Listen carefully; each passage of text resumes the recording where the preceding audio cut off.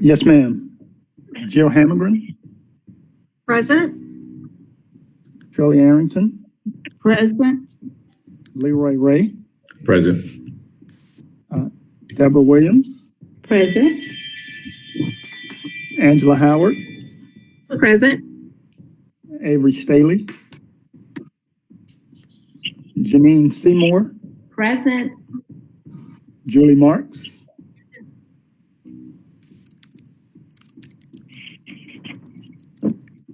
Julie Marks. I thought I saw Julie trying to get on. I see her. Audrey Martin McCoy, Present. okay. Julie Marks. I thought I heard her say present. Okay, I'm answering present. Okay. You have a quorum. Okay, great. Now if I could have a motion to approve the agenda, please. This is Janine. I motion we approve the agenda. Is there a second? This is Deborah and I second. This is Audrey, I second. Okay. We have to vote on that, I forget. Yes, yes. We ma'am. do, okay, go ahead, Mr. Hill, please. Jill Hammergren, Aye. Shirley Arrington, Aye. Leroy Ray,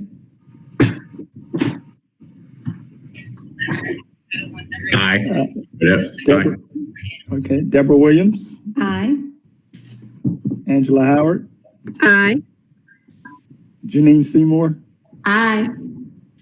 Julie Marks, Aye. Audrey Martin McCoy. Aye. Motion carries. Okay. On the first item of business is to go into closed session to consult with our attorney employed or retained by the public body in order to preserve the attorney-client privilege between the attorney and the public body, which is hereby acknowledged. So we will now go into closed session and then we will. Need a motion? I would recommend someone makes the motion to go into closed session pursuant to North Carolina General Statute 143.318.11A3 to consult with your attorney.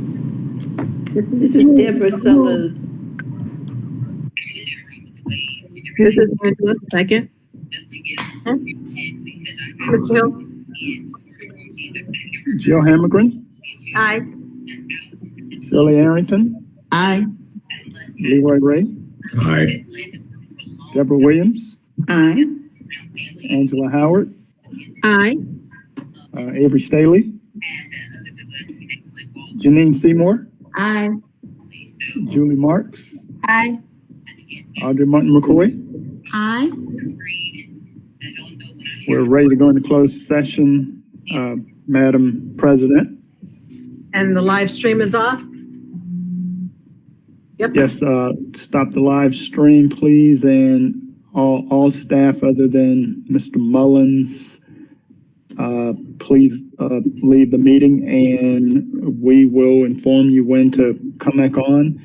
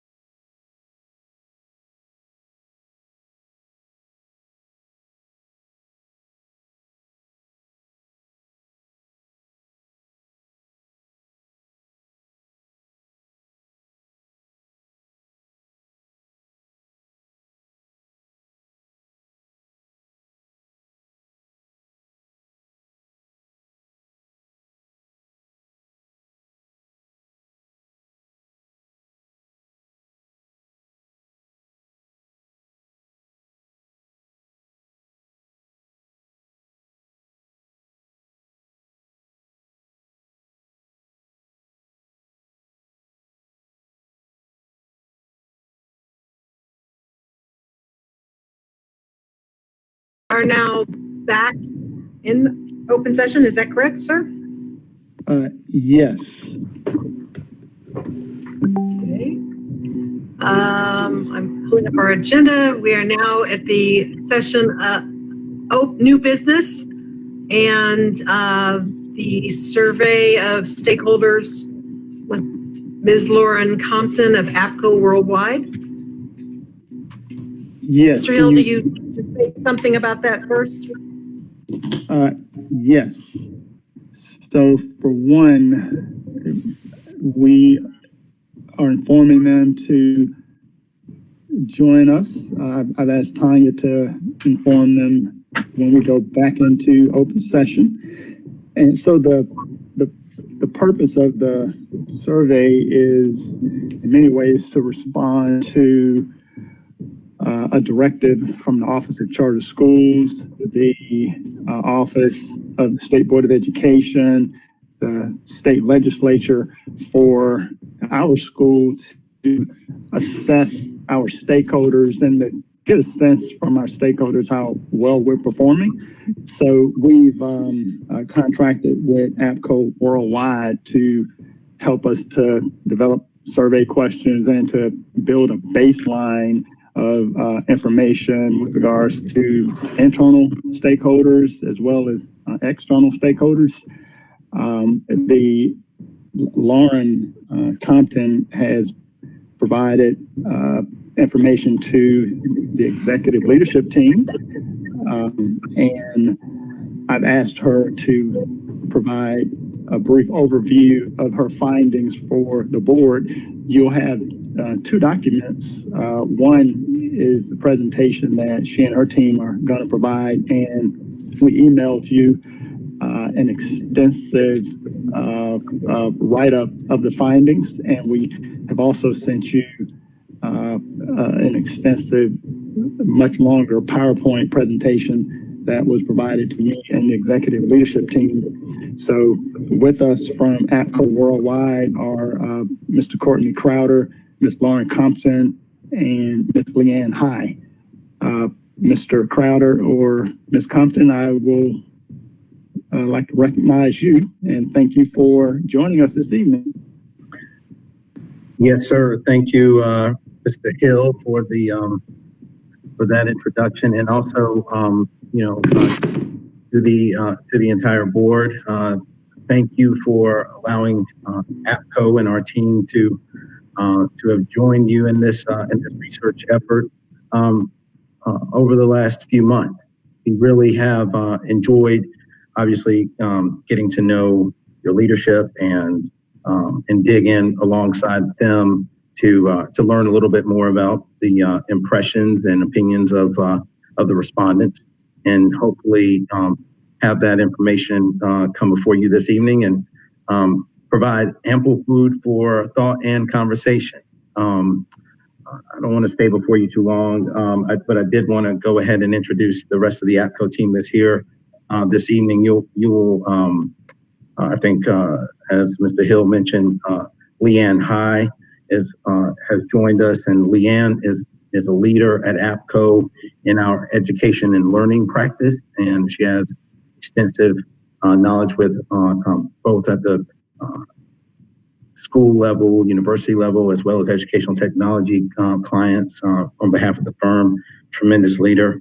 But the voice you'll hear the most this evening is Lauren Compton, who is a leader with our Insight team. And so she provides great leadership for our clients and on their research and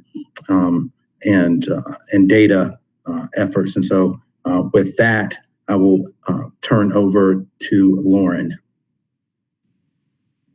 Thanks so much, Courtney. Hi, everybody. So nice to meet you this evening. Thank you so much for having us, as Courtney mentioned. So I am going to share my screen and share the presentation.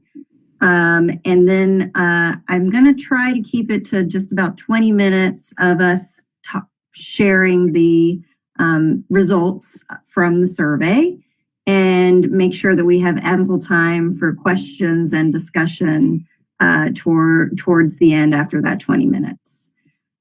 So hopefully this technology all works.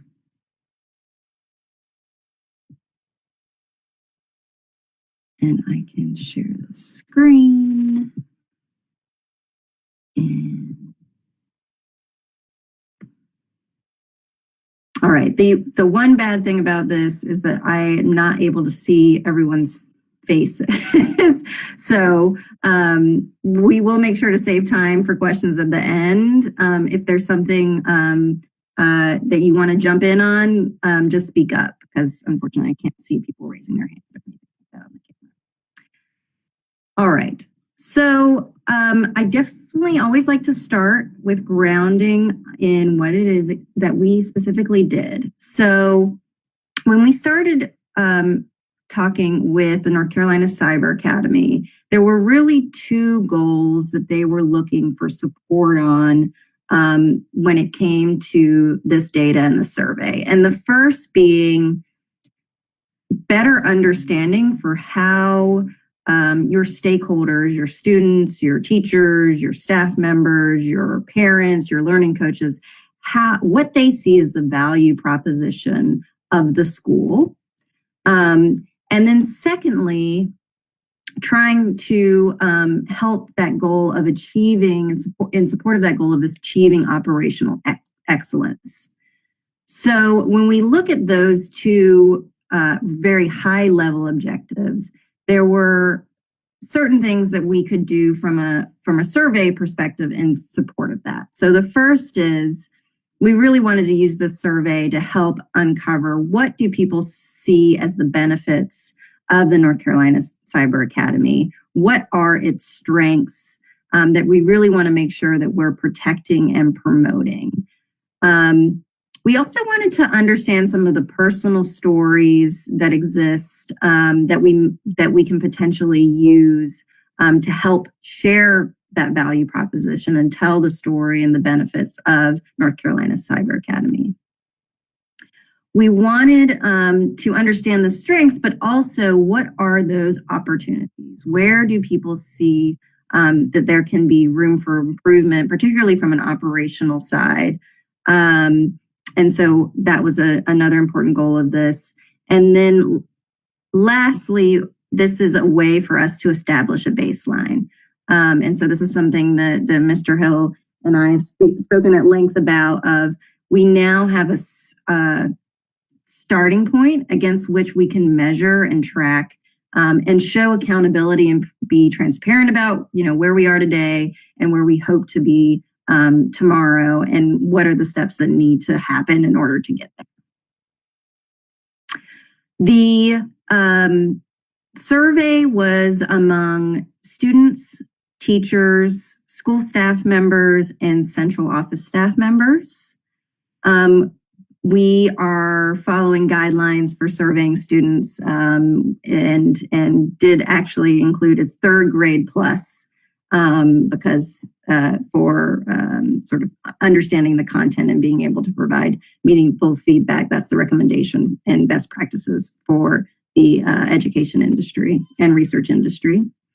This was collected in November, December, so before the holiday break. And in total, we were actually able, through the great communication and distribution of the principals, of the schools, of the leadership, to secure feedback from 840 different individuals. And that includes, you can see here the breakout, 262 students, 479 parents or learning coaches, 65 teachers, and 29 staff members. We had representation from all of the school levels. And throughout in this report and presentation, you'll see that we refer to families quite a bit, and that is actually a combined group of students and the parents, learning coaches. And then we also have employees, and so that's referring to your teachers as well as your staff members. So that's just a little bit about who was included in this and what our objectives were. So To start, what we see is that there is pretty high favorability and likelihood to return across audiences and schools. So one of the first questions we asked was really to just give a general overall rating on several what we would normally describe as business outcomes. But essentially you're looking at what's the reputation of the school and what is actually the likelihood to return next year. I think in particular, given that what is the time of the pandemic, like what are our expectations? How much of the student and teacher base is looking to continue with you all, even if, thankfully we are beyond a lot of the sort of unique moment in history that we're living through right now. And you can see here that on each of the school levels, we have it broken out. We have it broken out by audience. So recall that families category is looking at students and parents, learning coaches, the employees is teachers and staff members. And generally, there's a couple of ways that we like to look at this. So each of these questions was actually a 5-point scale. You could say very good, somewhat good, neither good nor bad, somewhat bad, or very bad. And what we like to look at in general is we like to look at how many people rated you as good, so either very good or somewhat good, and how many people said that the North Carolina Cyber Academy was very good, that really intense, the ideal is that you have 100% of people saying very good. That never actually happens in reality. But I will say that the fact that you have a majority of stakeholders saying very good for impressions of North Carolina Cyber Academy, you have an extremely high number of people saying that they're very likely to return in the fall. These are all really positive ratings. So good news there. And so what's driving this? We did ask about, why the reason behind people's ratings, why did they turn to the North Carolina Cyber Academy? And really top of mind for folks, it is all about the supportive, communicative, and caring teachers. They are the ones that are really driving this high favorability. That's not uncommon when you're looking at the education sector and what is it that helps to really, the teachers are the ones where the students and the families they're the conduit to the experience with the school 99% of the time. And so when those experiences are positive, that really helps to drive positive reputation and positive impressions for the school. The other thing that is mentioned here is top of mind, and we're going to dig into this a little bit more in a couple slides, is the flexibility of the schedule, the flexibility of the pace of learning. Those are all things that people say are positive qualities in helping to drive their impressions and their likelihood to return. And we'll dig into more of that in just a moment on what the value proposition is. We did ask also what people would be willing to do on and to what extent they'd be willing to participate in any of the following activities. And so all of these activities are about this idea of the Cyber Academy looking at ways it can offer its experiences to more families, to those that would benefit from its virtual program, and what are ways that the current families, parents, and employees can help to support that effort. And so what you see here is that there are actually most of your parents and a strong majority of your employees want to help. They want to help advocate for the Cyber Academy. and they are most likely to engage in things like helping with testimonials for any sort of marketing materials on your website, that sort of thing, as well as sharing experiences either through the Cyber Academy's social media pages and channels, or sharing content on their own personal social media networks. You see some people here too say that they are willing to support in terms of contacting the Board of Education, in terms of contacting some of those policy influencers, right, in the leadership of the state. And you even have some people that are willing to speak at town halls or open forums or other events, and perhaps even engaging with media. So there's quite a few different strategies that people are willing to engage in, and ways that we could help to lift up some brand ambassadors within your current ranks.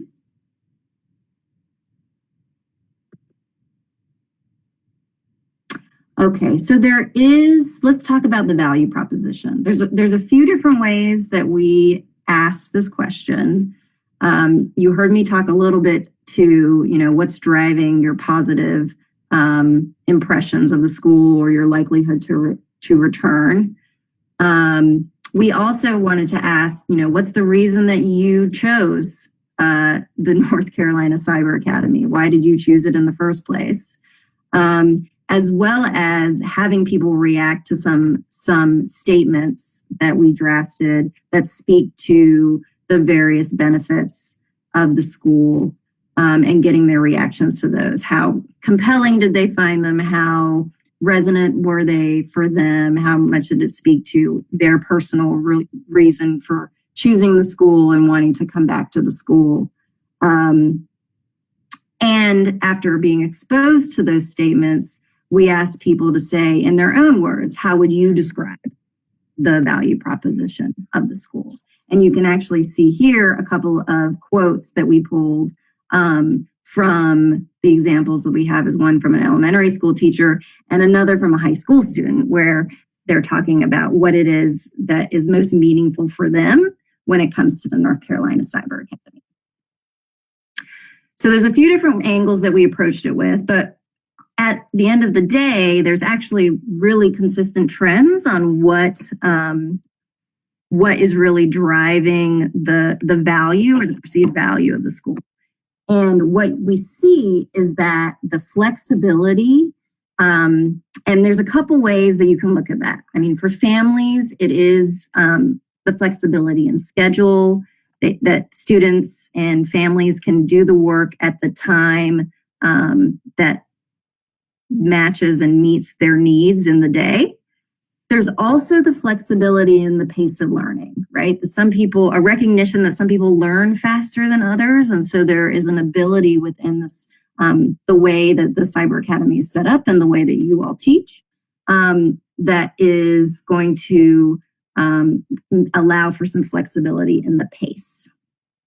There also is, it can be ignored. We are amid the COVID-19 pandemic. And so there is definitely a safety element for families that they talked about, that it felt safer for their kids to be in the Cyber Academy. And also, interestingly, what came up quite a bit was the ability for families to really help support students that have medical or behavioral differences, and that the environment that the Cyber Academy creates is really much better for that, and they have found it to be really positive and supportive for those types of students. From an employee perspective, the flexibility and the flexible schedule is a big deal. It's less about safety for them. It's really more about that ability to work from home. But there's also this really strong emotional element to it, that there is a purpose, right, behind the fact that Cyber Academy is doing something different, that we're doing something new. It's something that is not the traditional in-person brick and mortar classroom model. And so that can create a lot of excitement and a lot of purpose and energy from the employee base. So there does seem to be some opportunity to really lean more into this different on purpose idea. We want to make sure that we're focusing on flexibility for sure, because we know that that is a big important message for folks and a reason why they say that they go to school. And then I would say secondarily, when we tested messages, so maybe it wasn't top of mind, but when we tested it, the points about it being tuition free are important. Those are important secondary messages. And addressing some of the sort of back of mind concerns around the virtual learning environment and what support is going to be given to help, because it's not necessarily the way that a lot of kids are used to going to school. So helping to address some of that in the messaging is also compelling to families. Hey, Lauren, can I jump in real quick? Please. Sorry, I'm hearing a little bit of noise in the background, so I'm sorry. I hope you guys can hear me. But I think I just want to emphasize too exactly what Lauren was saying, just put a fine point on it, is that I think a lot of the messaging and what we heard is a lot of these practical reasons, right? Like the flexibility, the schedule. But I think, I don't know if it's missing, but I think it's there. Maybe we just need to bridge the gap a little bit more, is between the emotional part of it, right? So that humanistic part of why people value Cyber Academy and why they love it so much. And so I think kind of taking these insights and taking it one step further is to remind ourselves to always bridge that gap between the rational and the human emotional messaging in all of your stories and your core narrative that you all build coming out of this. So I thought it was kind of interesting to hear that feedback from this survey. Thank you, Leanne. Yes, so important to have both sides of that. Great. Okay, so that was about the value proposition. Let's talk about the support of this operational excellence. So we actually worked with the school leadership. We looked at a think tank, an education think tank, Panorama Education Student Survey. We looked at each DPI's Teacher Working Conditions Survey. We looked at NC STAR key indicators, and we used all of that to create a list of actions or items to test among families. And essentially we asked families and employees, how frequent is the school doing each of these actions that you can see listed here? And there actually ended up being 20 items that we tested among families, 31 that we tested among employees. You can group them thematically into 6 different categories. And you can see that outlined here. So we have one category around building relationships. And when you look at the action items that make up that category or theme, it's things like communication, it's relationships between both the families and the schools, but also the students and the teachers. Engagement and rigor is a second theme that came up quite a bit. And so that's looking at things like helping to create interesting classes, keeping students' attention, keeping them engaged, but also setting high expectations for standards and making sure that there is a level of rigor to the environment that we're creating. The third theme is around creating a positive community. So it's really important, right, that we're able to create a safe, fair, positive, welcoming community for families, for employees at the schools. So something that we definitely wanted to test. We also have pedagogical effectiveness. So what is all the actions here really have to do with this idea of helping students learn. And there are some here that were only asked of employees because such as fosters colleague collaboration or allows teachers to focus on their primary job of teaching, because obviously those are really best for employees to answer rather than the students or the parents themselves. So there is a little bit of a differentiation there.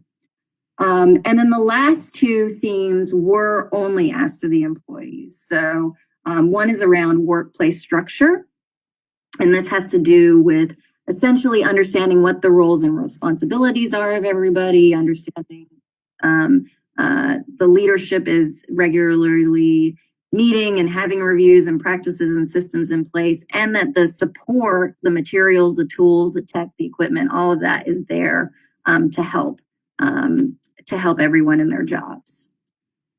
And the sixth theme here is around employee engagement. And so that focuses on things like evaluation, rewarding staff, professional learning opportunities, and leadership opportunities. So what we did was we asked each of these items on a scale and asked people to say, okay, which for each of these, is it almost never being 1, or is it happening almost always being 5? And of course, you could pick anywhere in between. And so what you're seeing here on this chart, let me just orient you to the spider web here, is that it's an average rating for each theme. So for instance, with positive community, there's 1, 2, 3, 4, 5, 6 different actions, right? So we took the average of those 6 actions among students, and it's 4.57. The higher your average, the better off we are. We want a higher average because that means that it's happening almost always, more frequently. So the closer you are into the middle of the chart, those are comparatively happening less often. And the further you are on the outside of the chart, it's comparatively more often. So when you look at that, what you see is that positive community is really a place where the Cyber Academy shines, both from the parent perspective, the student perspective, the teacher, employee perspective. That is the place, and you'll see when we go through this on the school level, where you regularly score best. For employees, there's also a lot of praise around the workplace structure. That is especially, we'll see, and we'll dig into this a little bit later, the leadership review, that their leadership is paying attention to what's happening and giving some structure there. There's resource allocation to the employees, and colleague collaboration is actually also a really good strength, which is not so easy to do in a virtual environment. When you look at comparatively where there's room to improve, the building relationships tends, at least from a family standpoint, tends to be comparatively where there might be some room to improve. That you actually see is driven by the student-teacher relationship, which can be difficult in a virtual setting. And so ways to really help strengthen that should be a focus and consideration as we're looking to improve the effectiveness of the schools. There does also seem, I'll say, to be perhaps there's an opportunity with the pedagogical effectiveness here between the parents and students, because there is a little bit of a gap. And so perhaps there is some more understanding or communication that can be done with parents so that they can better understand how exactly teachers and the schools are helping their students, their children, to learn, and some of the tools that are being used for that, and some of the practices that are in place for that. not unique to the public education system at large, but you will probably notice here on the right side that comparatively for employees, the engagement number is where there is room to improve. That is, driven a lot by the scores around recruiting, evaluation, and rewarding staff. And like I said, that's not necessarily unique to the industry and what we see for public education at large, but definitely something to note. And so this is really on a high level across all three schools. I have slides to share where we can dig into for each school. In the interest of time, I might go through these fairly quickly because they are pretty similar. The key takeaways are similar. It is all about that positive community. For elementary families, the safe spaces, the fair treatment are strengths. That teacher-student relationship is an area for improvement. I'll also say that the assistance, and this is throughout consistent, not just with elementary school, but helping students with their time management, helping them with the technology, helping them with the organization that can be, harder in the virtual environment, are seen as areas for improvement by families. So something to consider there. For teachers, the leadership team, again, is a strength and what's helping to drive that workplace structure ratings. The tools that they have, the safe communities, those are all strengths as well. And teachers likewise have comments around probably doing a better job around the organizational, technical, time management piece with students. There also are some comments around class sizes from the employees. Again, not necessarily unique to elementary schools. That is a challenge within public education. Middle school employees, again, similar story of the positive community that is being built. In particular, middle school families talk about the engaging classes and the tailored instruction being areas where we might be able to focus some room for improvement and could be opportunities to improve in the future. The teachers talk about the safety of the schools, how safe it feels. The colleague collaboration is particularly seen as being really beneficial and done well at the middle school level. And you have some comments again around reasonable class sizes, but not to the same extent as you do with the elementary. And again, you see that employee engagement, particularly around evaluation and rewards, is lower. For high school families, it's a positive community again, right? You're starting to see the trends here. The fair and welcoming community is a big strength. Opportunities really focus on that student-teacher relationship, the tailored instruction, and the tech management, and help with that piece.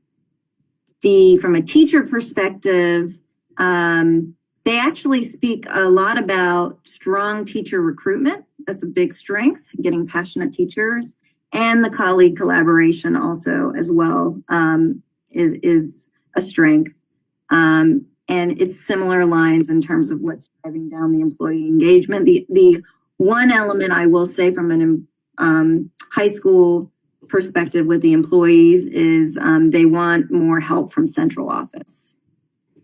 So that does seem to be a focus at the high school level.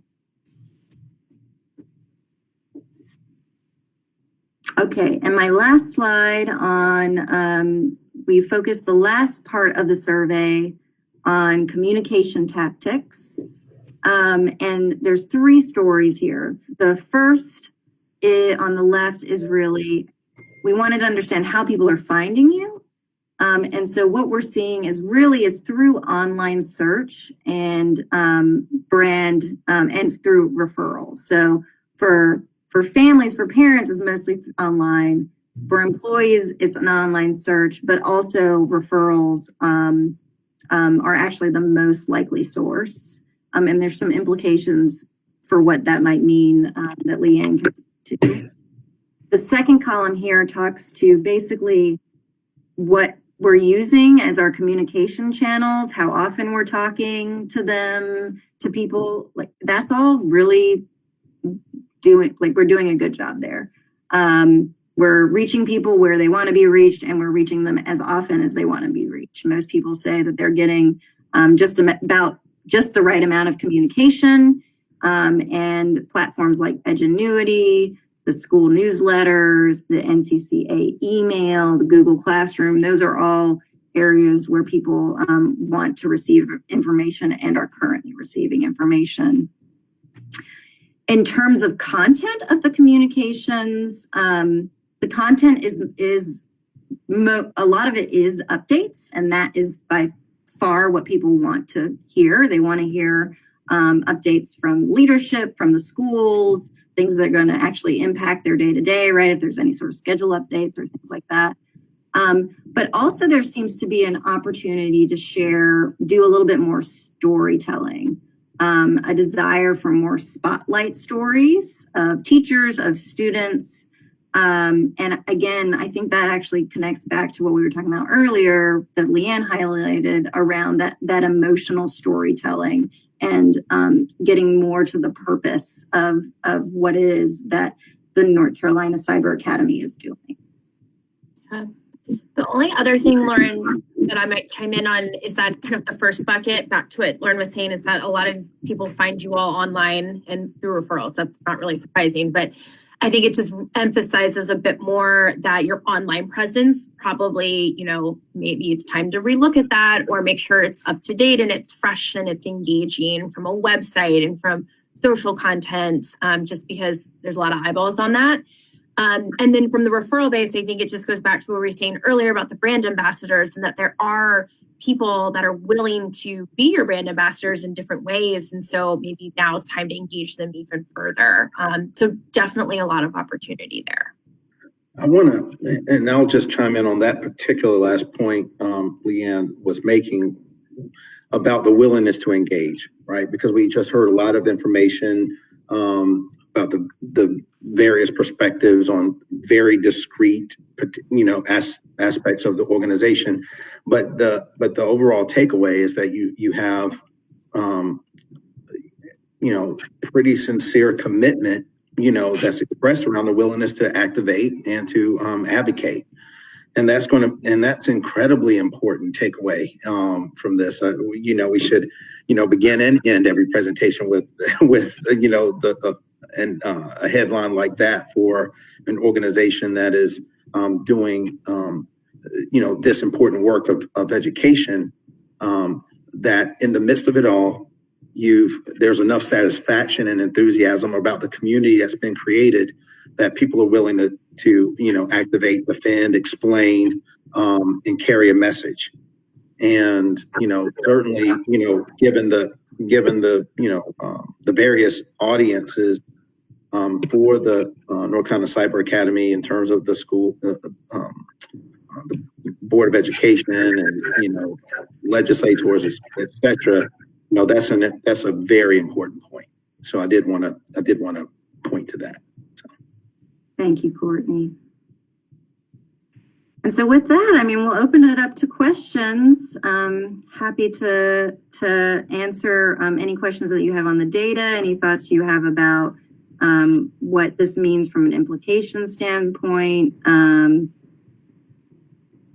Happy to have jump in any discussion. Hi, Lauren. This is Julie Marks. one question for you. On one of the slides, you referenced something in relation to the usual concerns around virtual learning. Was that captured at all? Was that a piece of it? I don't remember the exact slide that you were referring to, but you said something about NCCA doing a good job. But I'm wondering what that was in reference to.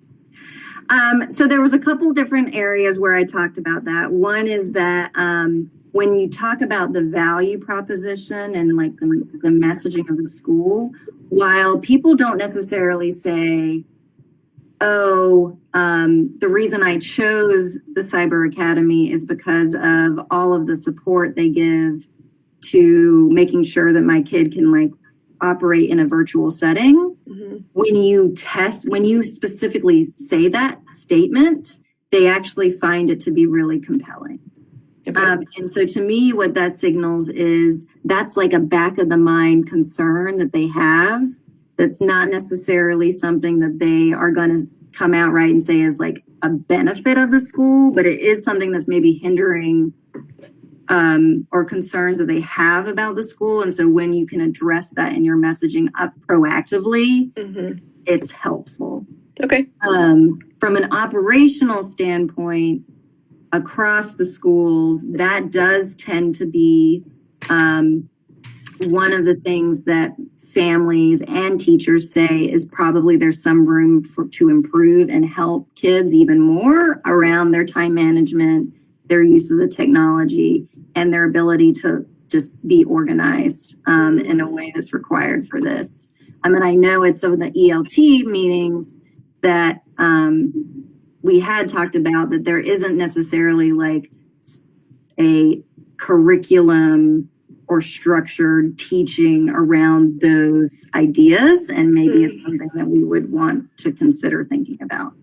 Okay. And then just one quick comment for the school at large, that the idea that it was so overwhelmingly positive about the feeling of community, which for me, I would think that would be one of the bigger challenges of a virtual environment. And I know as a parent of a kid, unexpectedly thrust into virtual learning, that's one of the biggest complaints. There's no sense of community. So I just big kudos to being able to have that be one of the greatest compliments about your program. So I thought that was really neat. Yeah, no, that's a great call out. This is Audrey Martin McCoy. I kind of wanted to piggyback on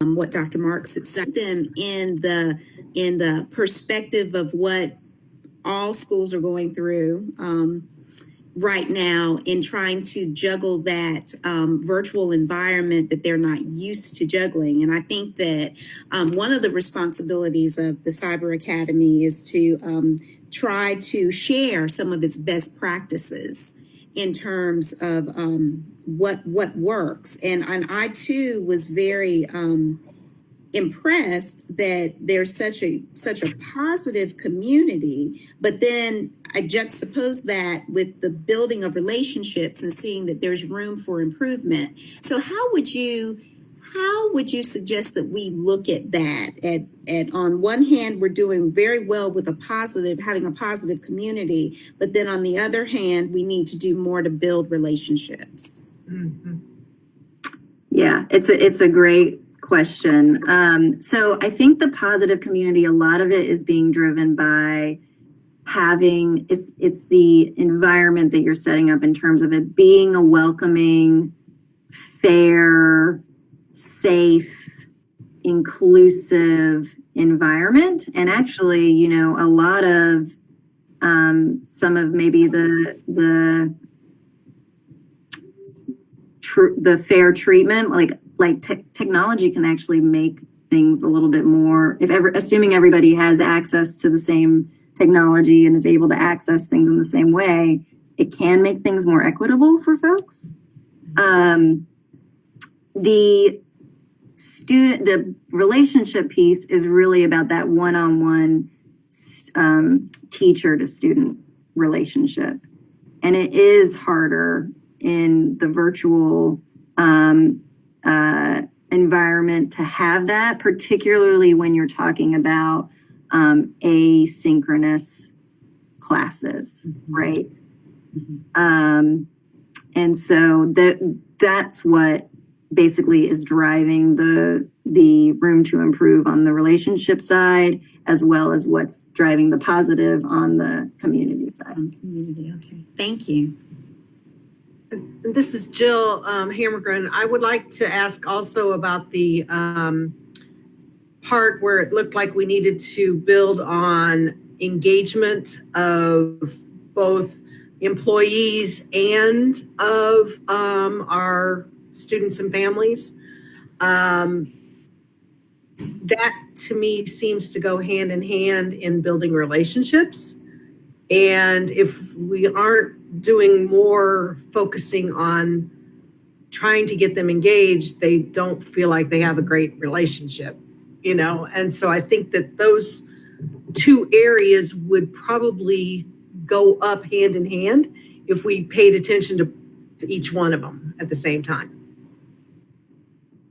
Definitely. Yep. The way that we, it's not a lot of there's a lot of overlap, I think, between these themes. And you would see that if we were able to get employee engagement up a little bit, I bet you would see all three of the other themes rise as well. Because, you know, the happier the teachers are, the better and more engaged they're going to be in their jobs every day, and, you know, the better quality of learning and all of that. So, with regard to the questions on that, what were the questions surrounding the engagement of employees? Was there ever anything in there that asked them what they want or need to be more engaged? So this was more of a survey because of the closed-ended nature of this and the length of the survey. We didn't dig into specifics for each of those items. When it goes to what is the action that's actually being tested is how frequently do you feel the school is recruiting, evaluating, and rewarding employees. That was really the biggest driver around employment and what tends to rank at the bottom of all of the different items in terms of how often that teachers feel like that's actually happening. Professional learning opportunities, the ability and availability of professional learning opportunities was another action that was tested under that theme, and giving leadership opportunities. So it's really around like compensation and career development is another way you could title that theme. And it's worth thinking about each of those issues in the context of what we hear and understand about public education and teachers and their reaction, the opinion of their working conditions and compensation and learning and development opportunities overall. And so it just sort of, I don't want to offer it as a point of sort of cold comfort or anything like that, but just thinking about it as that being an overall theme of what we're hearing, in the atmospherics around public education right now and teacher support. That was actually one of my thoughts. If there was any type of benchmarking that could happen with the responses for this school versus, schools in a region, other types of virtual schools. How do you guys think about that? Well, I don't know. Actually, Mr. Hill, you might have access to, because a lot of those questions are taken from DPI's or aligned to DPI's working conditions survey. So we probably can compare it to or at least look at it in a similar way to what DPI has on a state level. I don't know if that's something that Mr. Hill might be able to help us acquire, but that is the origination of that. So I think we could be able to compare it. Okay, just curious. In collection of that data, this is Angela. with the employees, is this just NCCA employees, or was this also our contractual employees as well too? It was just NCCA employees.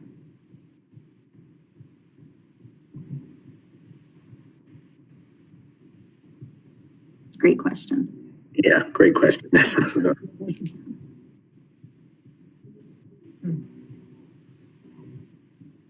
So, board members, one reason I asked APCO to work with us is, as I was looking at other tools that were available, many of the tools were either designed specifically for brick and mortar schools, and questions were asked in terms of how are your employees performing, how are your students performing, given this new reality of remote learning versus, well, you've chosen as a parent to participate in remote learning.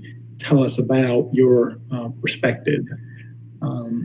We looked at multiple, or at least I looked at several different surveys and thought that, we could tweak some of those surveys to be specific to remote learning. But it was really interesting to see how the questions were asked as though participating in remote learning would be an aberration from the normal course of instruction and learning. But it would be interesting to look at the responses to the teacher working conditions during the COVID-19 pandemic. Frankly, I'm not even certain whether the DPI has continued to administer the teacher working conditions survey, given the COVID-19 pandemic. But if we can find that type of information, it would be useful to compare and contrast. I just recently checked on that, and DPI has not at the state level, but a number of districts have. So that could be interesting to look at. I agree.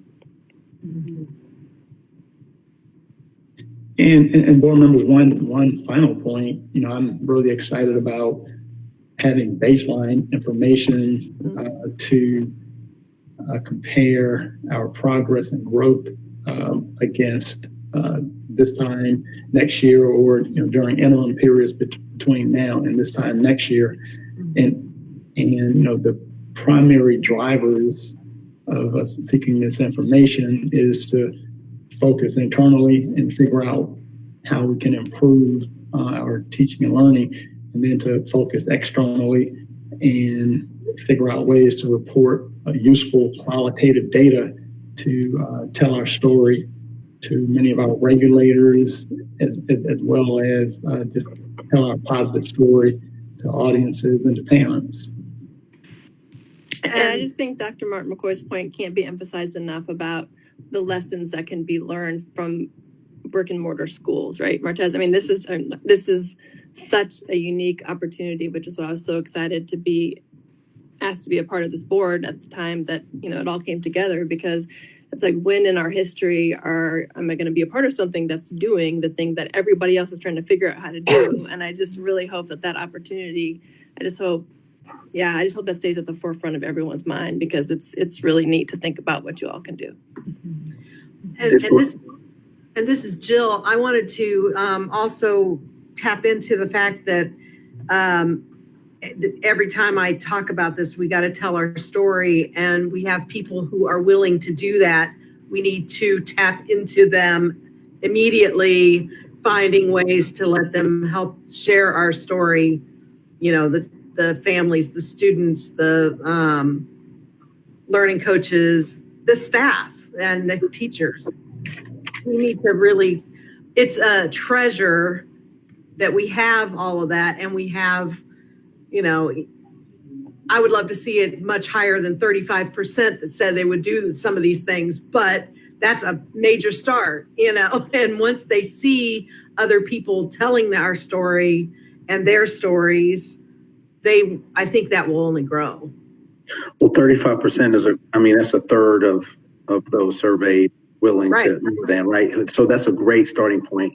And then when you think about some of the things that we talked about in the midst of this, in terms of that regular cadence of communication that people say is just right, but there is an opportunity to do some additional call outs highlights of stories, of profiles, and really arm people with that information so that they can share it, sort of naturally or organically, as they're sort of being the life of the socially distant party these days. Right. But also trying to find, those other more, discrete ways to be advocates. Having some of that information at the ready and circulating it will be important. And then the next thought about that is just on some of these particular learnings and understanding that we have at the Cyber Academy, the thought leadership opportunity, and really, taking the time to draft and articulate very perspectives on what it means to learn and teach and create community in the virtual spaces. Mm-hmm. So those are opportunities to continue to lead, but so we should not shy away from thought leadership opportunities at the right time. Absolutely. Mm-hmm. Good, thank you.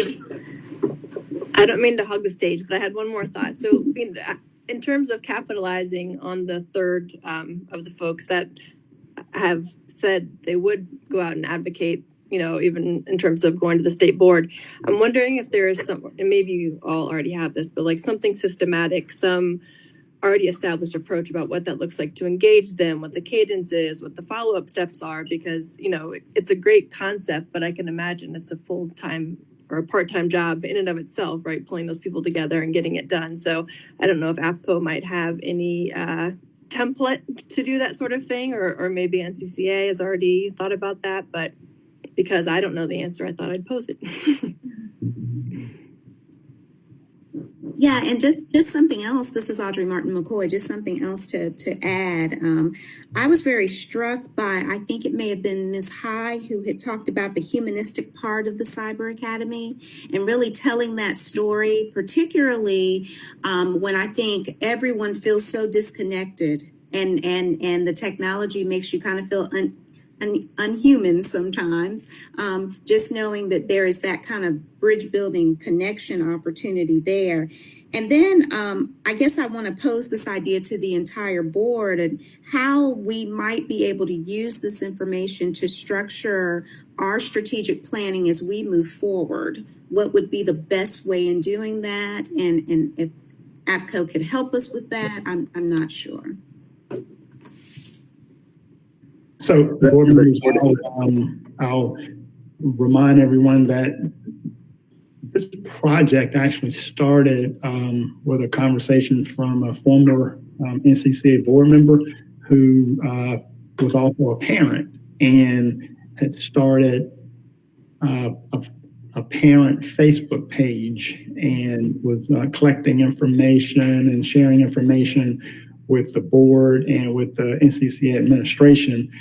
And I talked to her about trying to develop a systematic way of collecting information from various stakeholders, and that she had begun a process that was not systematic, but it was a great foundation, and that our next step would be to survey a broader range of parents and stakeholders, and then based on the information we collect from this stage, we would either drill down more deeply by grade level, by theme.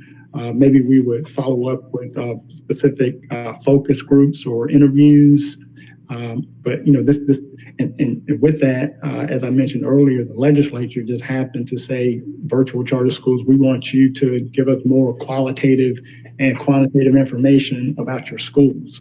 So Dr. Marks and Dr. Martin McCoy, the answer is yes, and we are going to continue to develop a plan and roll out specific phases over the next several years as we collect and use data to improve our internal operations as well as communicate with our external stakeholders. The only other thing I was going to add was yes. APCO can definitely support strategic planning, but also we have quite a bit of depth in terms of third-party activation. So to those that are willing to, who have raised their hands to say that they can, and they will do so enthusiastically, we can definitely talk about how to move that and have it aligned and strategic and really bed it down to the message that we want to communicate overall. So yes and yes.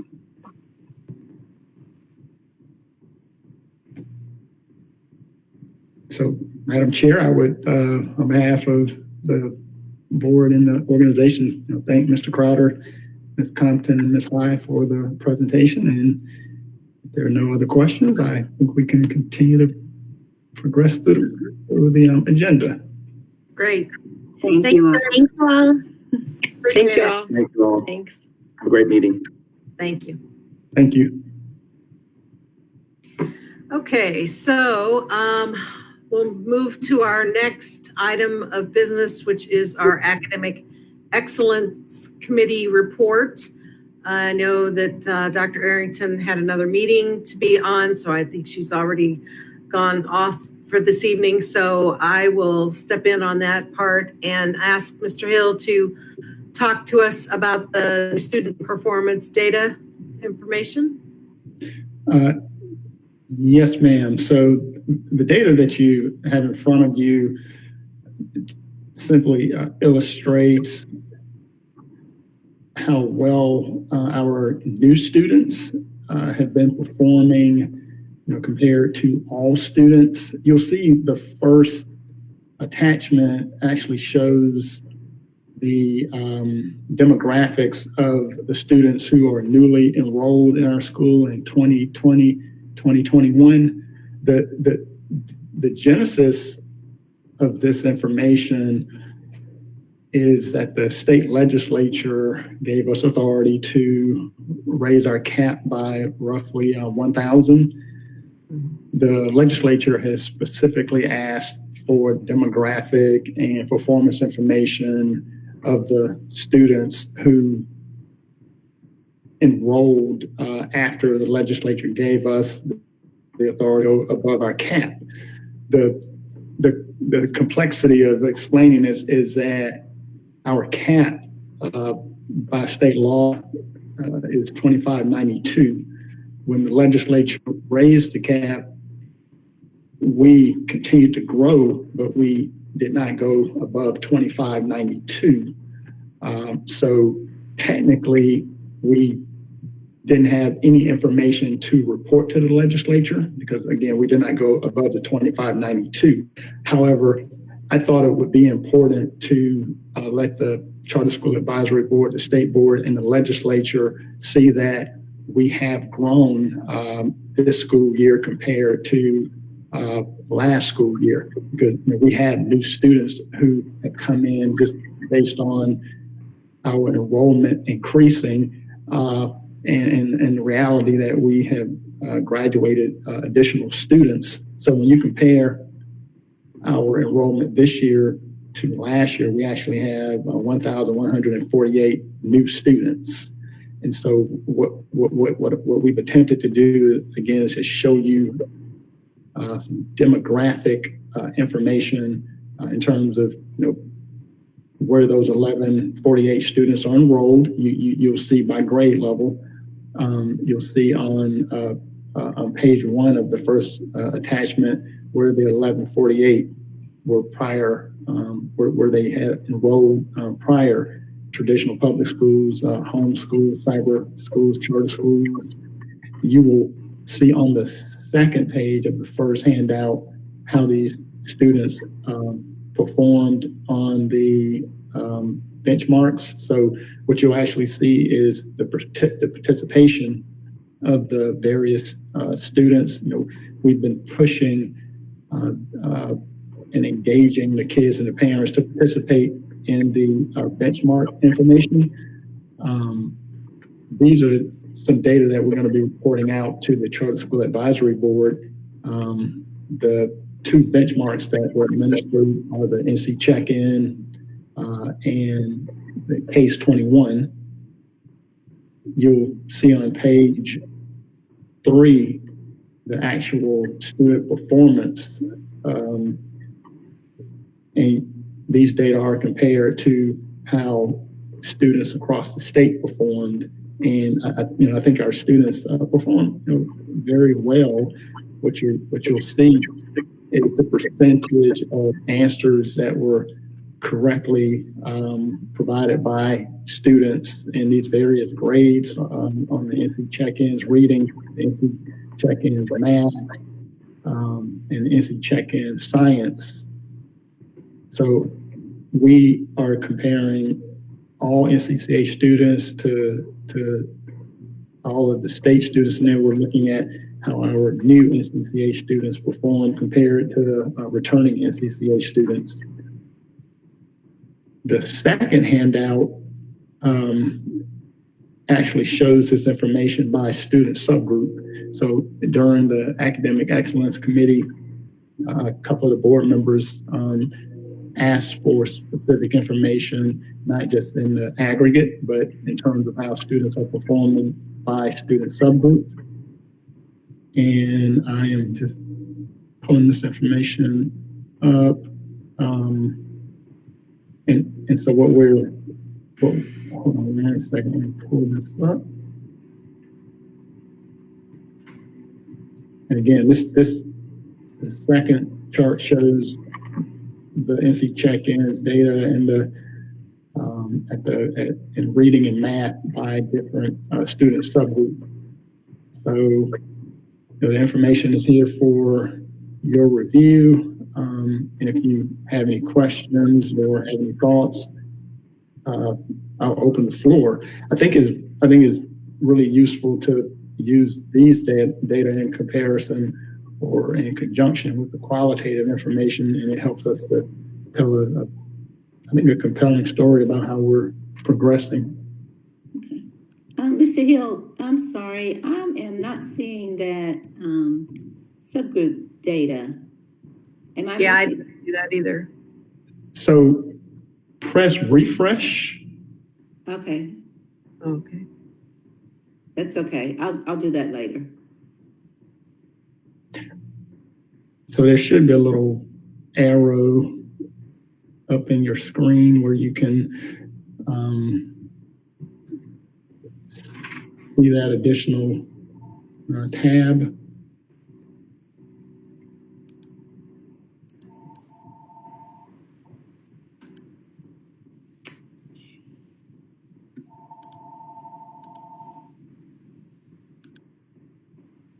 Okay, so there's the subgroup. Thank you. Yes.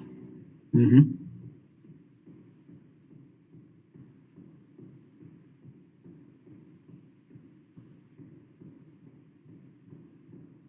And so we've broken the information down by male, female, Black, white, Asian, Hispanic, multiracial, free and reduced lunch status, reduced, free, full pay, and by exceptional student groups, IEP and 504. The IEP students have, they're also called EC students.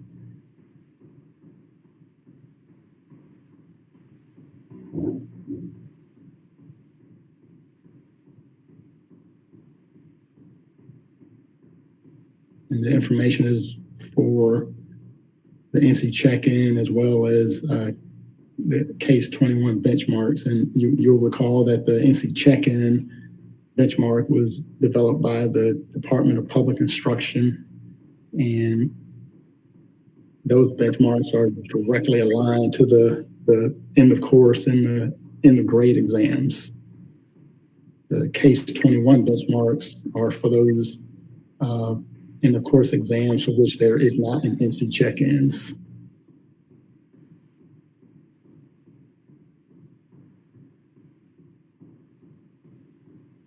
So I know there's a lot of information, so I would encourage you to take a look at it, and we can discuss this in more depth at our next meeting if you would like to.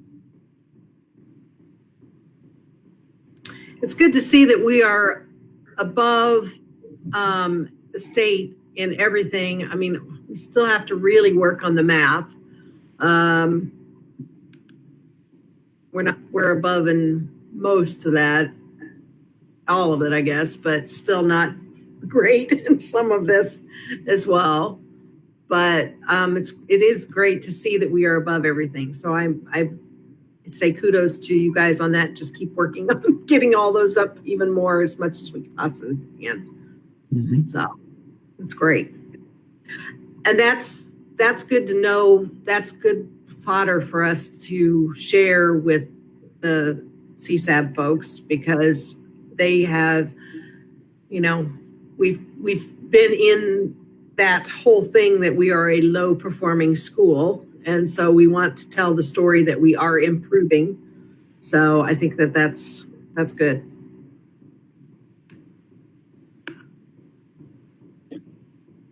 Okay, great. Anybody else have any other questions or comments with that? All right, hearing none, then we will move on to the Finance Committee report with Dr. Leroy Ray. If you would start us off, sir. Yes, good evening. It's always good to see you. For those that do live in the eastern part of North Carolina, y'all know I can't get on without saying nothing. Hope the snow has treated you well, since I couldn't get no snow in Charlotte. So I'm glad that you got some snow there. So tonight we're going to go ahead and jump into our budget with Dr. Mullins, Dr. Millette, and Dr. Ms. Aldred. And then we'll go into the public affairs RFP. So if we go ahead and just get into that this evening. And as we've known, we get in and we get out. We're very effective and efficient here in the Financial Committee. So thank you. And go ahead, Mr. Mullins, Dr. Mullins, we'll go ahead and get started. Thank you.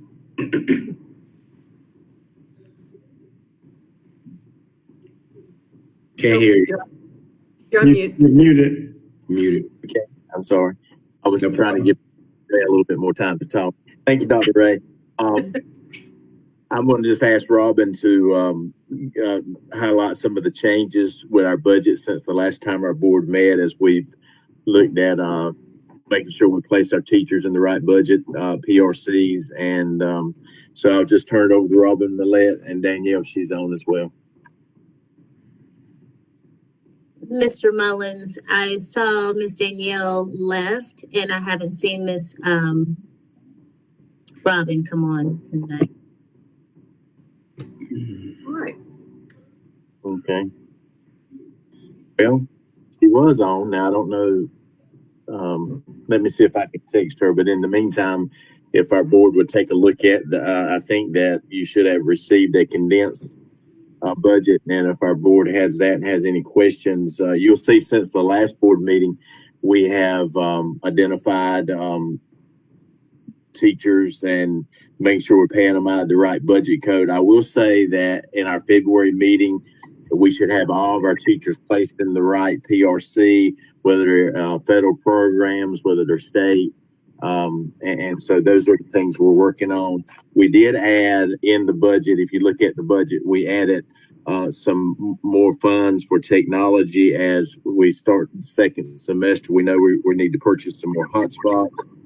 And so as Robin and Danielle looked at our budget, any of our budget items where it looked like we were spending a little bit more than what we had budgeted in the original budget back in August, they've made those adjustments. So I'll just take any questions if our board has any questions in relation to the current budget that was sent to you.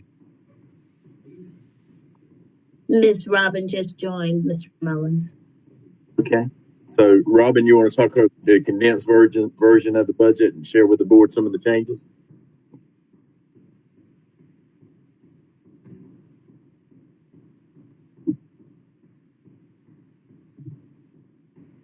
I can't see.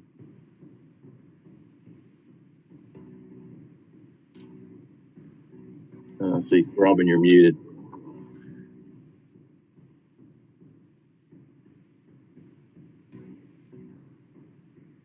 I apologize. I didn't introduce myself and everything. Hello, everybody. Again. So So basically, we'll talk about the condensed version.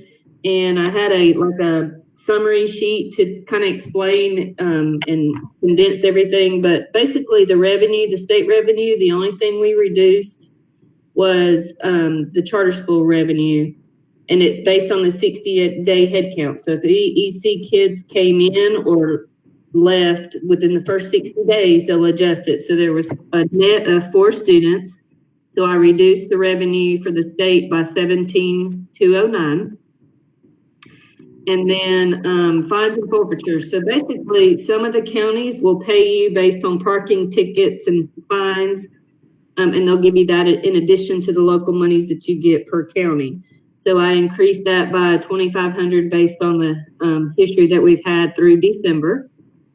And then the various is kind of a capture in local revenue. So anything that pertains to like refunds in the current year will go here, as well as anything that pertains to the prior year, because we do not want to skew. So say, for example, county monies come in from last fiscal year. We don't want to put it into the local funds because we want to have a trend to know going forward, what do we anticipate? So $20,000 of last year's state unemployment cost because of COVID was refunded. So I added an additional $20,000 for that refund in various. It just helps not to skew numbers as we project, for each year going forward. And then from an expense standpoint, I, based on the additional positions and federal budgets that we anticipate, whether it be like new positions, vacant positions, replacements, I added $306,000 in that line. And then benefits, state unemployment, which is your ESC that I mentioned before, the school has to pay 1% of the first $26,000 per employee for a calendar year. So I added $25,000 there because that was not in the initial budget that was presented in April, May, whenever the board decided. For books and supplies, based on expenses that have incurred, I added another $45,500. Contracted student services, based on the grants, we added another $65,000 for positions for student services, which would be more like your EC services and whatnot. Administrative services, I added $12,000 for advertising. So, and Bo can speak to the vendors if need to be in more detail, but basically we added an additional $12,000 based on advertising that was needed from the original budget. And if you go down to facilities, I added another $2,100 based on the security monitoring payment that we have. I added $23,000 for telephone and an additional $84,000 in technology. And the technology is more additional equipment and supplies, and then the hotspots that are needed based on the ADM and what is needed for the school. So that is the summary of what we changed. There will be additional changes as I had mentioned several months ago. So based on the revenue, the school gets funded from the state based on the first PMR, which is not really your PMR, it's your last day of membership the first month and your last day of membership the 5th month. So next month, we'll probably have an additional adjustment for state revenue. And then at the same time, we'll probably have those vacancies filled as far as the additional salaries and whatnot. But those are the adjustments that we've made to date for this approved board meeting. Thank you, Ms. Millette. Mr. Mullen, is there anything else you would like to add to that report? No, other than I know we're going to make some federal budget adjustment as well because Morgan and Crystal Bell's made some amendments, and so once those get approved through DPI, we'll make those federal program budget amendments reflected in next month's budget as well. Okay. Are there any questions in reference to the budget?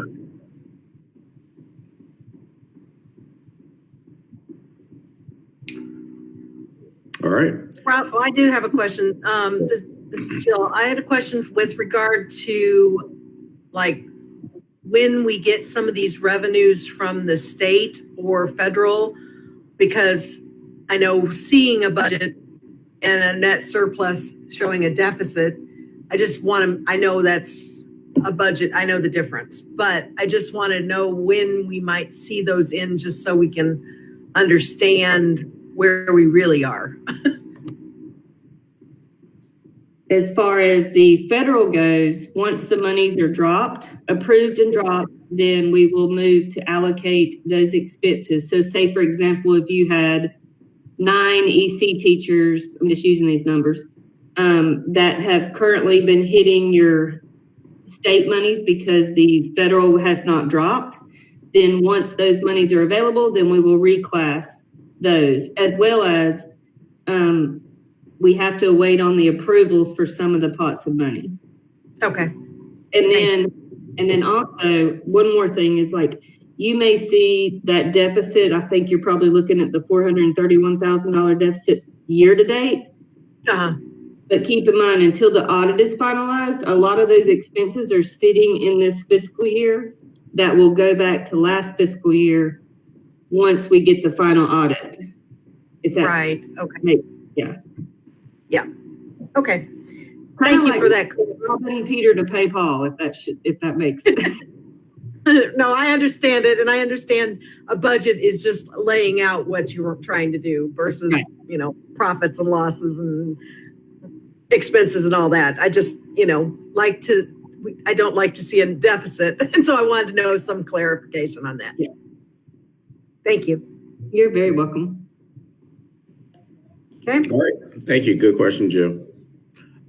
So next we will go to public affairs, the RFP, and is that you, Dr. Hill, on this one? Sir. All right. Yes, thank you. All right. Board members, at the end of last year, we issued an RFP for a comprehensive public affairs solution. The purpose was to solicit proposals from consultants or organizations that are interested in helping NCCA develop and implement a comprehensive communications, marketing, and government relations strategy. We advertised on our webpage, and we specifically reached out to 9 consultant organizations, and you'll see in one of the handouts a listing of the organizations that did not respond and 2 that responded. So APCO Worldwide and Media Partners Incorporated, MPI, responded. And interestingly enough, we are currently working with both APCO Worldwide, which you heard present this earlier today, and with MPI. MPI has been working with NCCA for the last couple of years to help us rebrand and to help us develop and execute a marketing and advertising strategy. So most recently, we worked with MPI to develop ads for regular TV and for cable, and to help us produce and run Google and Facebook social media ads.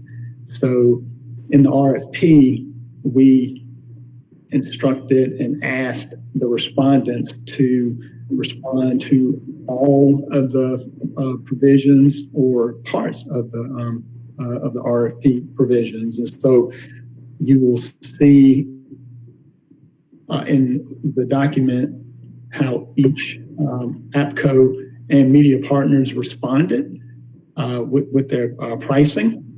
And interestingly enough, with regards to the 2 areas that I'm most interested in contracting, they both responded at a cost of $120,000 per year. So you may recall that prior to me assuming the role as superintendent, I served as a as a consultant who worked at the legislature on behalf of the school. And I think that we need to have representation at the legislature, and we need some folks over there advocating on our behalf, as well as keeping an eye out with regards to what's being passed and keeping an ear on the ground to, how we might build partnerships and how we might prevent things that could negatively impact our organization and our stakeholders. I mentioned earlier that we're interested in assessing the perception of our internal and external stakeholders.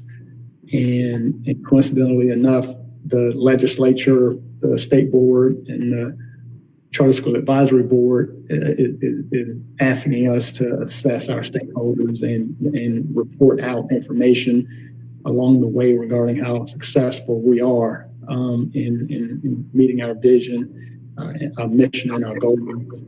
So with that said, I wanted to present this information to you and give my recommendation and request to be authorized to contract with APCO for up to $120,000 to provide a comprehensive public affairs solution.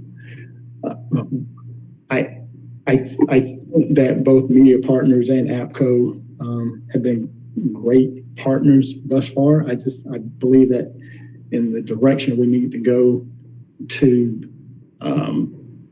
connect to the legislature and receive additional information from our external stakeholders, and then incorporate that in a strategic plan moving forward. I believe APCO is a better fit. So our contract with Media Partners runs through the end of this calendar year. So Media Partners will continue to work with us around marketing and the production and execution of online and TV advertisements. I think Media Partners has done a great job in helping us to rebrand and helping us to increase our enrollment numbers. So I'm envisioning that we will continue to use Media Partners to market ourselves to parents as we continue to try to grow our student body and at a minimum maintain our growth at the cap that the state board has us at currently. So any questions, any observations or thoughts? I have a question with regard to APCO providing the information that Media Partners will need now to connect with the audiences, the stakeholders that they've already questioned. We want to make sure that they're getting those contacts so they can actually create media and content or stories or whatever from the people that they've contacted. How do you envision sharing that kind of information and responsibilities? So Mr. Mullins and I, and Mr. Mullins more than I, meets with NPI each Thursday to have a conversation about our marketing needs, given what's going on internally and what our vision and our goals are. So in a recent conversation with NPI, we talked about how if they were awarded this contract, they would need to conduct some surveys and get a better sense of our internal and external needs around advocacy and working with the legislature. So if APCO is the entity that's going to collect that information, and they'll provide that information to me and the executive leadership team, and I will continue with Mr. Mullins to meet with media partners and provide media partners the information it needs to develop content, for marketing purposes. Okay, good.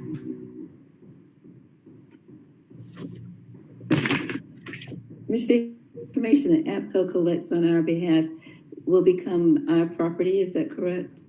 Yes, ma'am. Okay. And do they have a lobbyist that would be at the legislature lobbying on our behalf? Yes, they actually have they had a couple of lobbyists, one specifically to work with, our bipartisan government. One has more relationships with Republicans and the other has more relationships with Democrats. And to be quite candid, both MPI and APCO presented the lobbying strategy with that in mind. It's important. It is, absolutely.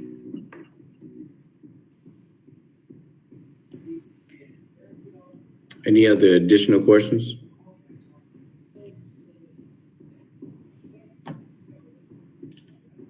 Have we received any additional needs or requests with regard for advertising and marketing, or is that now are we at the point where we assess what we've gotten from APCO and now take that to media partners to decide our next strategy? Is that, where are we with that process? What will you do? So we are thinking about getting back into the field sometime in the next few months, thinking about the time when, parents start thinking about enrolling their children next school year. And so we have told MPI that we want to get back out in the field, but consistently we're continuing to advertise via social media. We wanted to maintain that presence, and then at different points during the year, we'll advertise via cable TV or regular TV.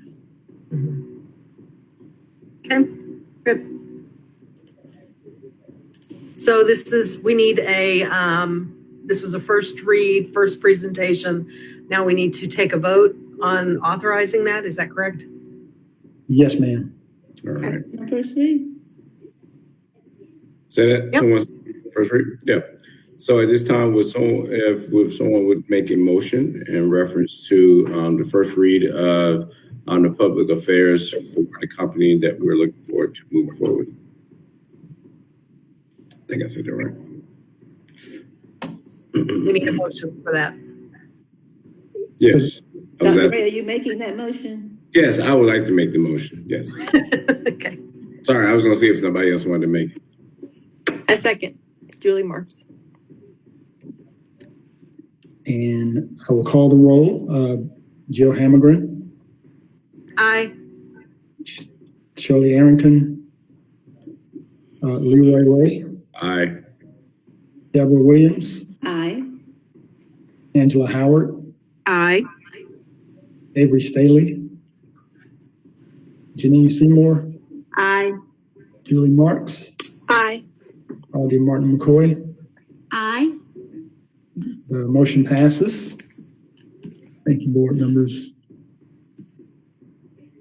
Okay. That concludes all of your business.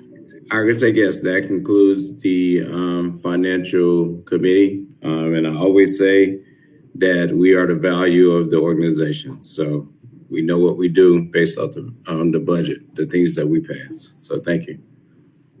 All right, thank you.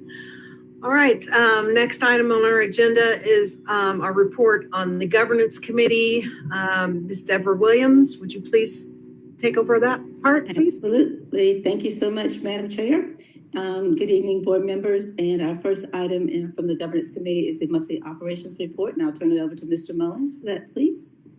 Thank you, Ms. Williams. So our board members should have received a June 2021 operations report that would highlight our student enrollment as of January 18th, 638 students in elementary, 784 in middle school, and 1242 in high school for 2,664 students. So that's about 400 more students this year at this so our enrollment has increased. And then I've got a breakdown of students per grade level, and the wait list on January 18th for the fall of the upcoming school year was 157 students, and that wait list will continue to grow as Ms. Teal talked about marketing. And we had mentioned that we would like to have our enrollment team, Phillips, to start the intent to return process in April, and it would run through the middle of May. And then that gives us about 6 weeks to determine what students are going to return. And then those that are on the wait list, a lottery would be performed, and the wait list is going to be sorted by grade level this year. So, and prior to the lottery, we're going to identify the needs, student needs that we have at each grade level. And then our lottery will be operated on the needs by grade level. So in years past, it's just been a K-12 lottery where whoever got in, but this upcoming year, we're going to do a lottery. And if we have 50 students that are interested in our kindergarten program on the wait list, and we have 8 spots, we're going to identify 8 of those 50 kids based on the lottery. And we'll take every grade level. We'll do every grade level that way to ensure that we have a balanced elementary, middle, and high school. If we happen to have a grade level that we don't have a wait list, but we still have spots, then we'll use those spots for other grade levels. So our goal is to get and maintain 2592 unless the state says again that we can enroll an additional 1,000 students. And then our goal obviously would be to get those 1,000 in. And so, I shared some of the intent to return information at the bottom of page 1 of the operations report. And then all the same information, updated demographics, was provided in the report. And then always go to the last page of the operations report that shows you the student withdrawal data.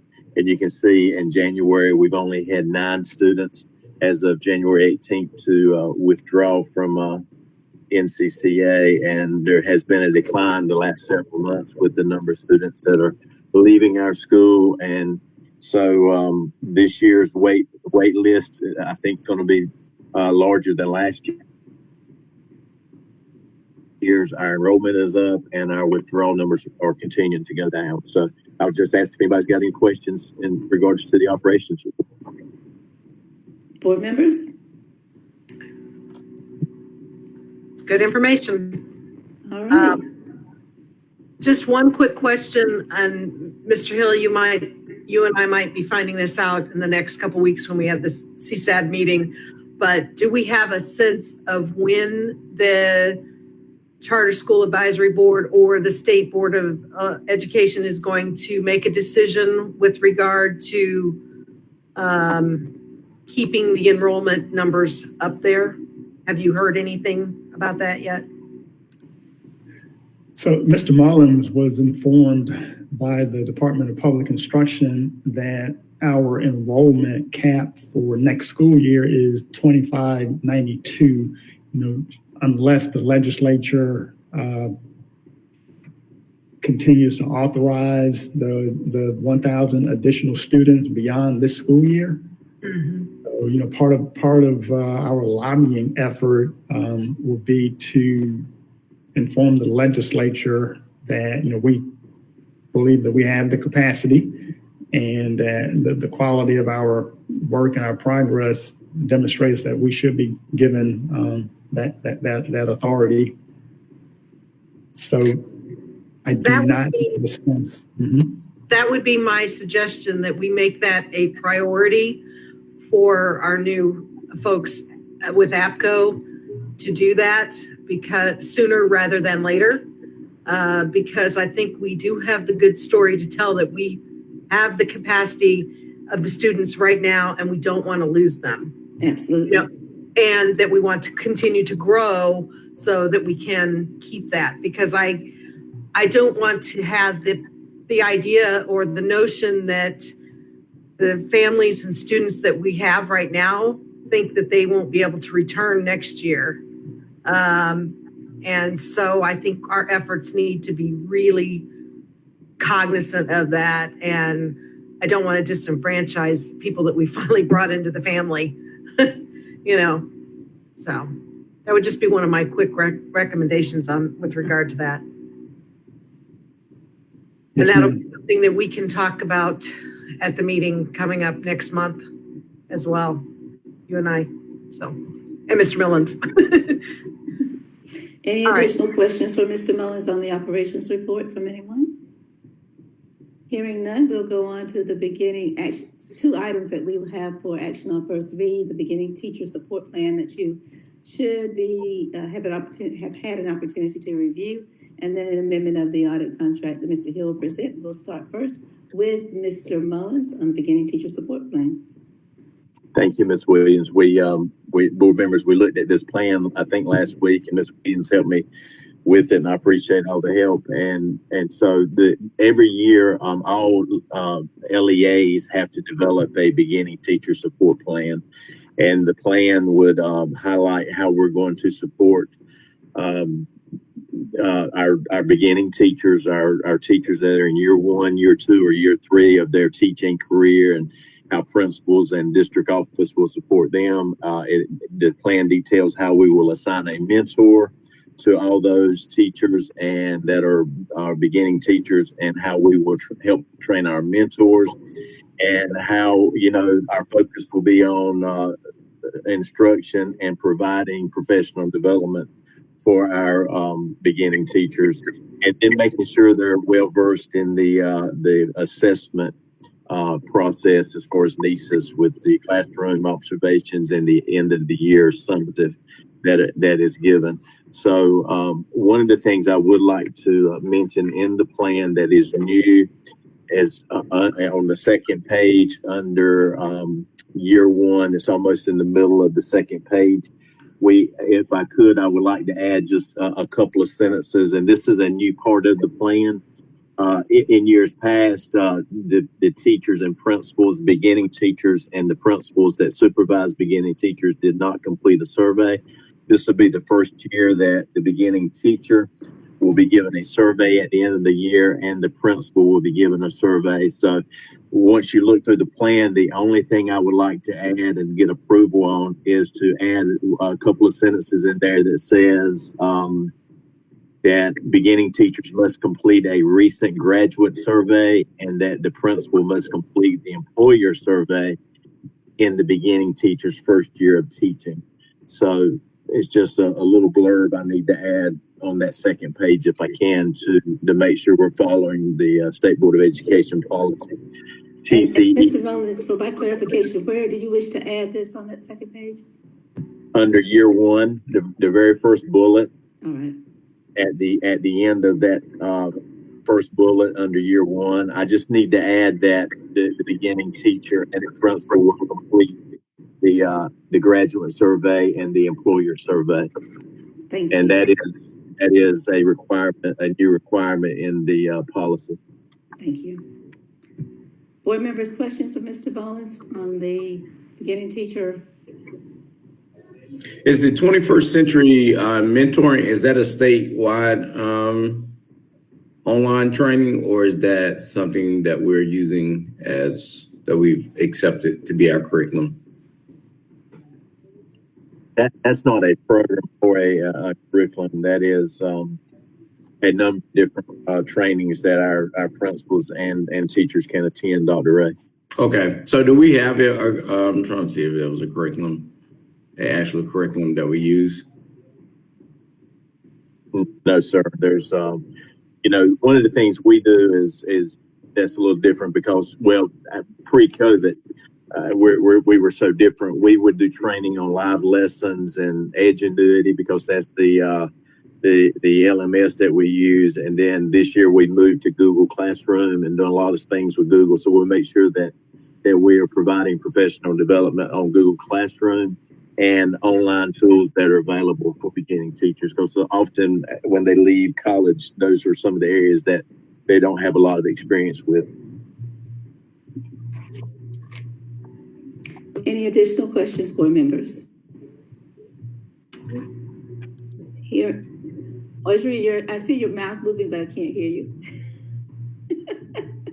I have one more question. I do have a question. Sorry about that. This is Audrey Martin McCoy again.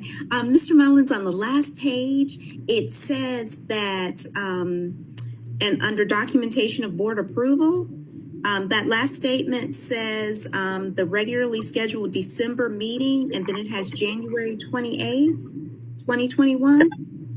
Should that be January? Yes, ma'am. I'll remove the December. I was going to try to get it in December. So I'll knock out December. It's going to be January 28th. And then if this gets approved tonight, I will send it to Ms. Hammerin and to Mr. Hill. And once they sign it, I will submit it to Rhonda Holmes at NCDPI. Thank you. And Dr. Ray, you had? Yeah, I have one more question. I think he said the principals provide the resources. So I just want to see if it's the principal or is there someone that the principals dedicate to provide the professional development for the teachers?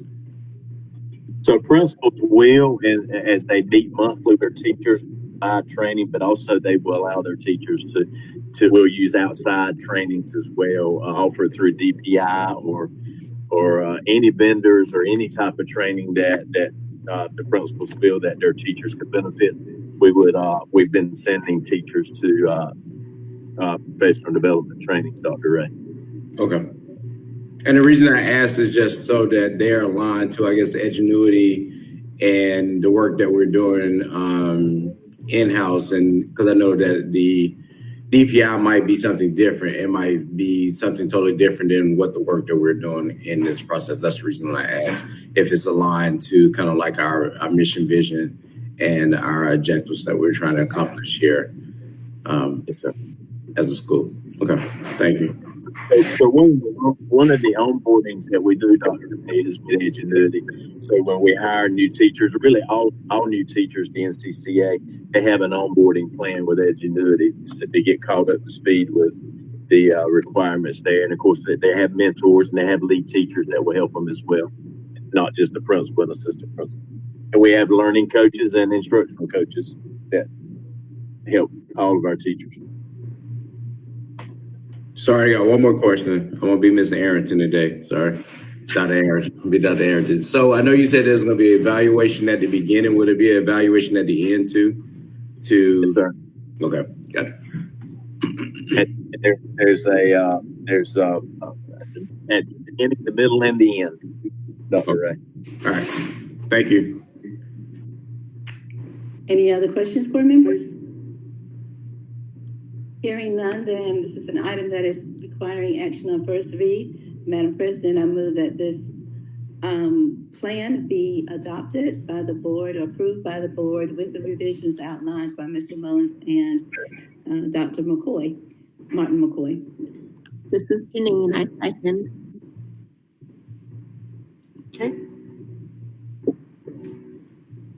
Do you want to do the other action and then take a roll call on both, or do you want to do them separately? We've started this one, so maybe we finish this one. Sure. Jill Hammergren, Aye. Shirley Arrington, Leroy Ray, Aye. Deborah Williams, Aye. Angela Howard, Aye. Avery Staley, Janine Seymour, Aye. Julie Marks, Aye. Audrey Martin McCoy. Aye. The motion passes, Madam President.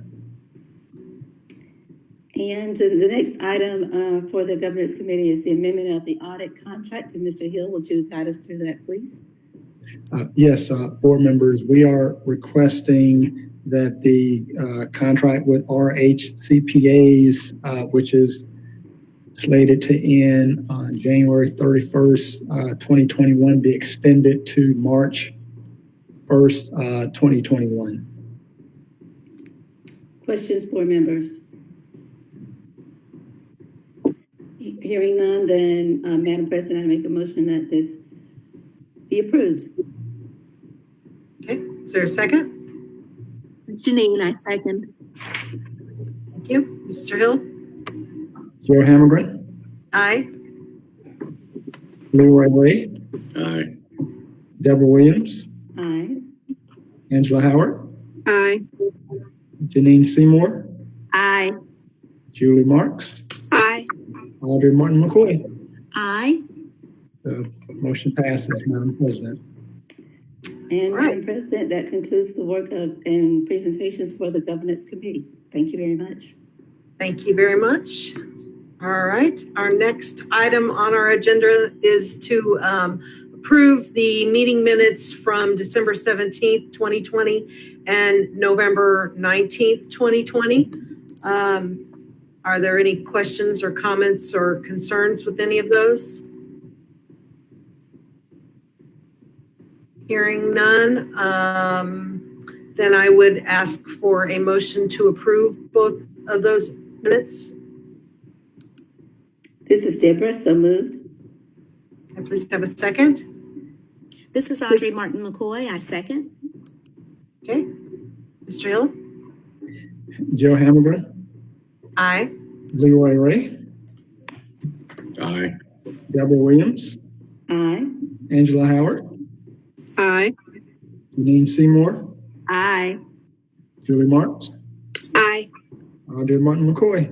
Aye. Motion is approved, Madam President. Okay. I know that we don't have anything else listed on our meeting agenda, but I do want to recognize, I see that Ms. Fleming is still on, and I don't know if any of our, Micah, Mr. Copeland is on as well. Just like to acknowledge our principals and wondered if there are any questions or comments that need to be brought forth. And Dr. V is on. And Dr. V too, sorry, I missed you on there. Thank you for pointing that out.